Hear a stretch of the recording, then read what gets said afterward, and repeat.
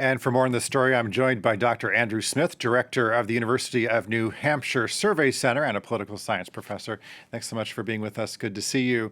So, all signs are pointing to another matchup between Donald Trump and Joe Biden in November, but a lot could happen between now and then. And as I was looking at the exit polls coming out of South Carolina last night, something caught my eye that about a third of Republican primary voters in South Carolina said they would change their opinion about Trump's fitness to be president if he's convicted of a crime. So as Trump faces, these 91 charges in four separate, criminal trials, could a conviction change the equation for him?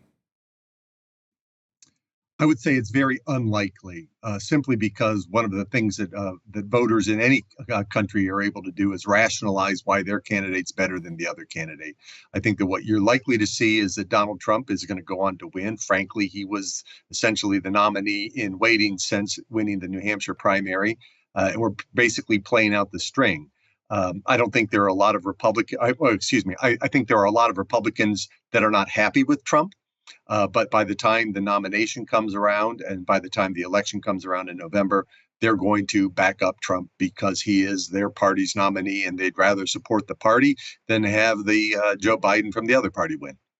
Why is Nikki Haley staying in this race? Does she think she's the kind of, understudy ready to step in case, Trump's legal problems overtake him?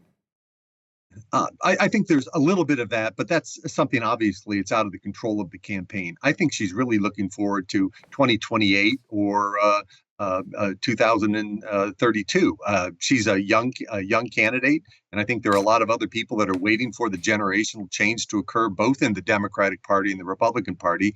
And Haley is looking at herself having a long career in Republican politics. So maybe this time around she's going to take the loss and be the person who's next in line for the 2028 nomination. During a speech in South Carolina, Donald Trump, he made some statements that have been widely seen as racist, saying that black voters were drawn to him because of his multiple indictments on these criminal charges. Let's just take a listen to a bit of what he had to say. The mugshot, we've all seen the mugshot. And you know who embraced it more than anybody else? The black population. It's incredible. You see black people walking around with my mugshot. So do comments like these hurt Trump politically? Are we just living in a world where he can basically say anything he wants and not lose the support of a majority of Republicans? Well, back in 2016, Donald Trump said he could shoot somebody on Park Avenue and he wouldn't lose a vote. And I think that's still the case today. If you ask me to explain why that's the case for many people in the country, I have no rational reason to explain why that's the case. But it certainly is true that I don't think anybody anymore is shocked by anything Donald Trump says. On the Democratic side, there continue to be these concerns about Joe Biden's age, and some general election polls show Biden actually losing to Trump in November.